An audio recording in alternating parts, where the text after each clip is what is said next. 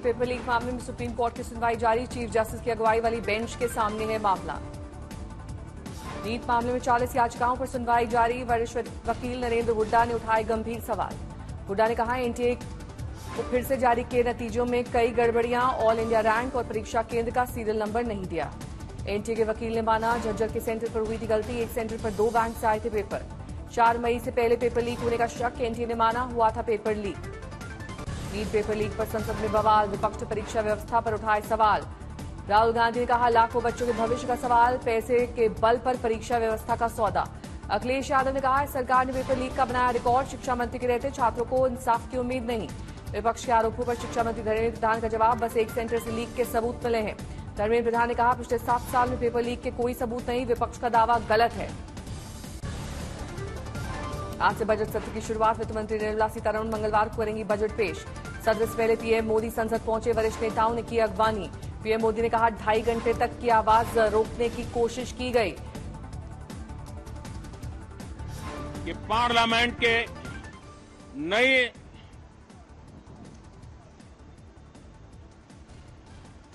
संसद गठन होने के बाद जो पहला सत्र था, 140 करोड़ देशवासियों ने बहुमत के साथ जिस सरकार को सेवा करने का हुक्म किया है देशवासियों ने, उसकी आवाज को कुचलने का और लोकतांत्रिक प्रयास हुआ। 2.5 घंटे तक देश के प्रधानमंत्री का गला घोंटने का, उनकी आवाज को रोकने का, उनकी आवाज को दबाने का लोकतांत्रिक परंपराओं में कोई स्थान नहीं हो सकता। पीएम मोदी ने कहा, तीसरी पारी का पहला बजट, 60 साल बाद आया मौका, गौरव का विषय। पीएम मोदी ने कहा, यह विकसित भारत के लिए मजबूत बजट होगा। विकसित भारत का जो हमारा सपना है, उस सपने को पूरा करने की मजबूत नींव वाला बजट लेकर के हम कल देश के सामने आएंगे। पीएम मोदी की अपील, सकारात्मक होना चाहिए मॉनसून सत्र, जनता के लिए काम करने का समय। मैं पूरा आशा करता हूं कि हम लोकतंत्र के इस मंदिर का भारत के सामान्य मानवीय की आशा आकांक्षाओं को पूर्ण करने के लिए सकारात्मक रूप से उपयोग करेंगे। बजट से पहले आज आर्थिक सर्वेक्षण संसद में पेश। अर्थव्यवस्था की वृद्धि दर 2024-25 में 6.5 से 7% रहने का अनुमान। आज से बिहार विधानसभा का मानसून सत्र, पहले दिन से लेफ्ट विधायकों का विरोध प्रदर्शन। मानसून सत्र के दौरान दोनों सदनों की कुल 5-5 बैठकें। 26 जुलाई तक चलेगा सत्र।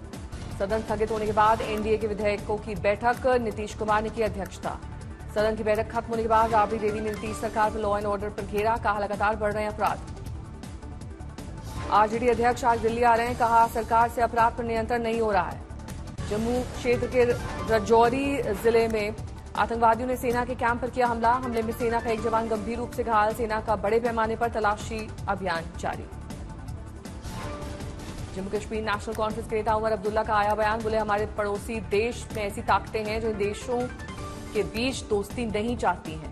बांग्लादेश में चल रहे विरोध प्रदर्शन के बीच ममता बनर्जी ने किया ऐलान, बांग्लादेशी शरणार्थियों को बंगाल देगा शरण। बीजेपी नेता रविशंकर प्रसाद ने कहा, नागरिकता देने का अधिकार केंद्र को है, न कि राज्य को। डेमोग्राफी बदलने की कोशिश।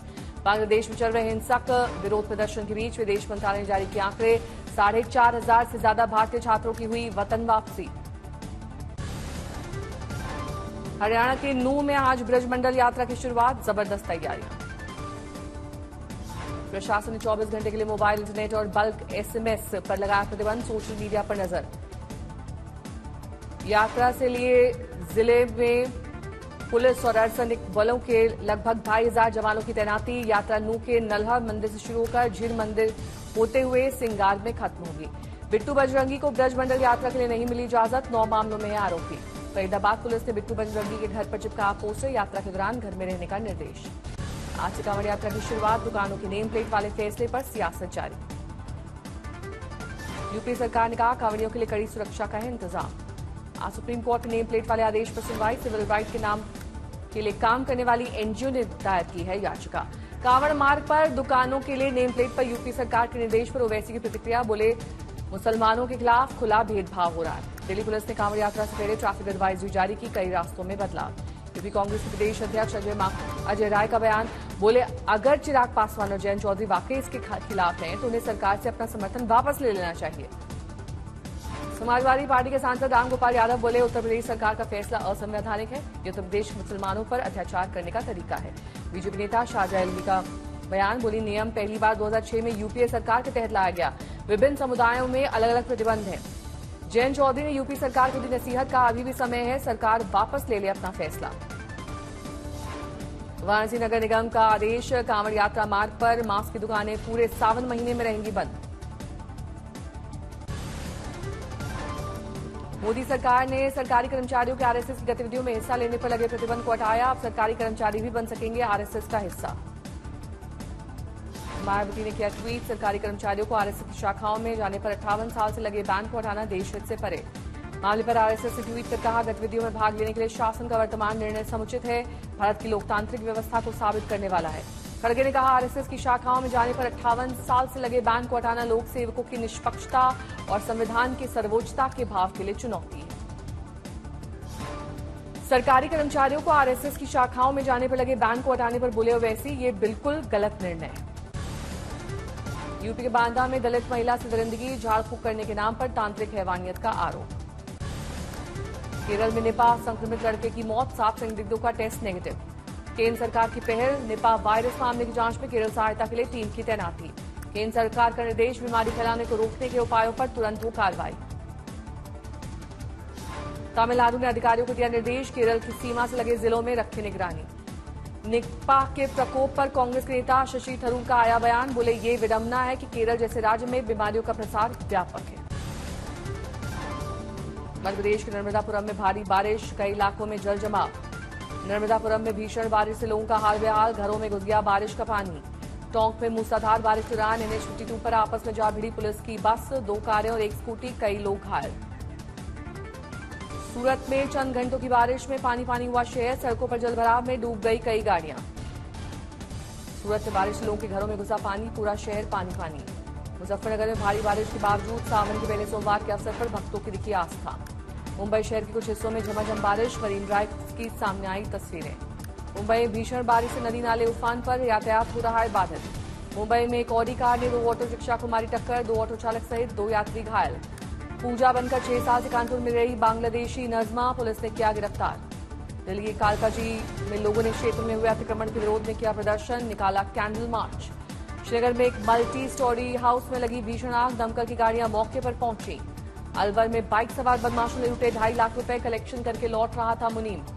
सुल्तानपुर में कानून व्यवस्था दिखी ध्वस्त। बदमाशों ने खुलेआम 2 युवकों को मारी गोली। राज है सावन का पहला सोमवार। हरिद्वार में भक्तों ने गंगा में लगाई डुबकी।